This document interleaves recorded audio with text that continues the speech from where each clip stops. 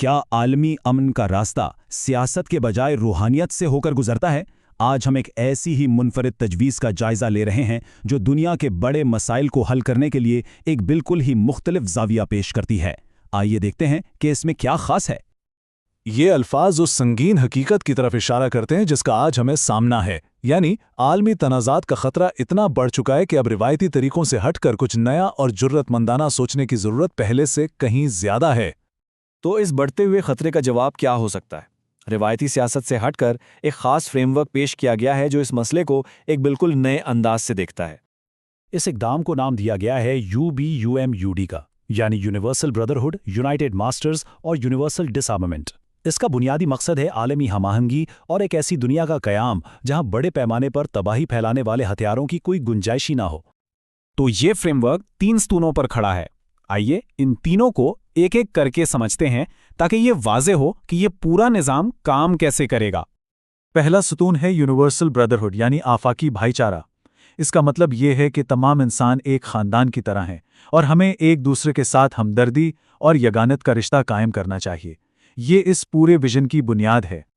اس frame work کا آخری مقصد ہے یونیورسل ڈس آرمامنٹ، یعنی آفاقی تخفیف اسلحہ۔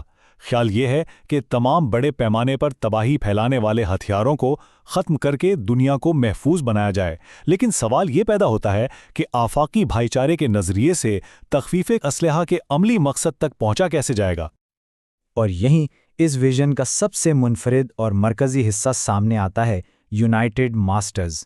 اسے ایک روحانی اور انسانی ہمدردی پر مبنی ادارے کے طور پر تجویز کیا گیا ہے جو آفاقی بھائی چارے کے نظریے کو تخفیف اسلحے کی حقیقت سے جوڑنے کے لیے ایک پل کا کام کرے گا۔ یہی وہ درمیانی کڑی ہے جو اس پورے منصوبے کو قابل عمل بناتی ہے۔ دلچسپ بات یہ ہے کہ ان تینوں حصوں کو ایک دوسرے سے الگ نہیں کیا جا سکتا۔ اس نظریے کے مطابق ایک کے بغیر دوسرے کا حصول ناممکن ہے۔ سادہ الفاظ میں بھائی چارے کے بغیر تخفیف اسلحہ نہیں ہو سکتا، اور ان دونوں کو جوڑنے کے لیے ایک روحانی قوت یعنی یونائٹڈ ماسٹرز کی ضرورت ہے۔ تو آخر یہ یونائٹڈ ماسٹرز نامی تنظیم ہے کیا، اور یہ اقوام متحدہ جیسے موجودہ اداروں سے کیسے مختلف ہوگی؟ آئیے اس پر ایک نظر ڈالتے ہیں۔ یہاں دونوں اداروں کے درمیان فرق واضح طور پر دیکھا جا سکتا ہے۔ جہاں اقوام متحدہ ایک سیاسی ادارہ ہے، وہیں یونائٹڈ ماسٹرز کو ایک روحانی اور انسانی ہمدردی پر مبنی ادارے کے طور پر پیش کیا گیا ہے جو اقوام متحدہ کے کام کو ایک اخلاقی اور روحانی جہت دے گا۔ اور یہ صرف ایک خیالی تصور نہیں ہے، بلکہ اس کے لیے ایک مکمل ڈھانچہ بھی تجویز کیا گیا ہے۔ یہاں یونائٹڈ ماسٹرز کے 9 مجوزہ شعبے دیکھے جا سکتے ہیں۔ یہ فہرست کافی جامع ہے۔ اس میں ایک طرف دعا کونسل اور روحانی اسمبلی جیسی چیزیں ہیں، تو دوسری طرف آفاقی عدالت انصاف اور سرحدی حل فورس جیسے عملی ادارے بھی شامل ہیں۔ یہاں تک کہ ماحولیاتی تبدیلی کے لیے بھی ایک الگ شعبہ موجود ہے۔ اچھا، ایک نظریہ اور ایک ڈھانچہ تو ٹھیک ہے، لیکن اسے حقیقت میں کیسے بدلا جائے گا؟ اس کے لیے عالمی رہنماؤں کے لیے ایک ٹھوس 9 نقطی ایکشن پلان بھی پیش کیا گیا ہے۔ اس اپیل کو 9D یونیورسل اپیل کا نام دیا گیا ہے، اور اس کا ہدف سیدھا اقوام متحدہ اور اس کے تمام 193 رکن ممالک ہیں، اور اس کے لیے وقت بھی مقرر ہے، سپٹمبر 2025 کی جنرل اسمبلی۔ یہ ایکشن پلان کئی مراحل پر مشتمل ہے۔ شروعات عالمی ایمرجنسی کے اعلان سے ہوتی ہے، پھر اتحاد کی علامت اپنانے کی بات ہے، اس کے بعد سب سے اہم اقدامات آتے ہیں، اس فریم ورک کو باضابطہ طور پر تسلیم کرنا، اور پھر یونائٹڈ ماسٹرز کے ادارے کا قیام، اور آخر میں اس پیغام کو تعلیم اور میڈیا کے ذریعے عام کرنے پر زور دیا گیا ہے۔ اور اس سب کا حتمی مقصد کیا ہے؟ وہ ہے سال 2027 تک، یعنی اب سے صرف چند سال بعد، دنیا سے تمام جوہری، کیمیائی اور حیاتیاتی ہتھیاروں کا مکمل خاتمہ کر دیا جائے۔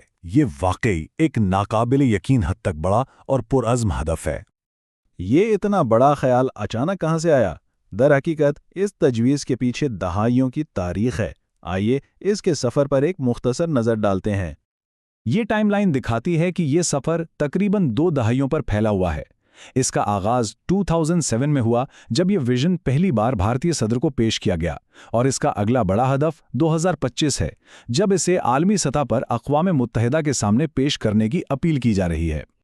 اور یہ صرف کہیں سنی باتیں نہیں ہیں، یہاں اس سفر کی ایک ابتدائی سرکاری دستاویز بھی موجود ہے۔ یہ 2007 کا وہ خط ہے جس میں بھارتی صدر کے دفتر نے اس ویژن کی وصولی کی تصدیق کی تھی۔ یہ اس بات کا ثبوت ہے کہ یہ کوششیں کتنی پرانی ہیں۔ اس دہائیوں پر محیط کوشش کے پیچھے جو شخص اور تنظیم ہے ان کا نام کمار تراشیم اور دی ڈیوائن فورس 123 ایولیوشن ہے۔ اس تجویز کے بنیادی نظریات کو حال ہی میں ہونے والی عالمی سفارتکاری کے ایک مانوس موضوع سے بھی جوڑا گیا ہے۔ G20 کا نعرہ ایک زمین، ایک خاندان، ایک مستقبل بھی اسی آفاقی بھائی چارے کی بات کرتا ہے جو اس تجویز کا بھی مرکزی نقطہ ہے۔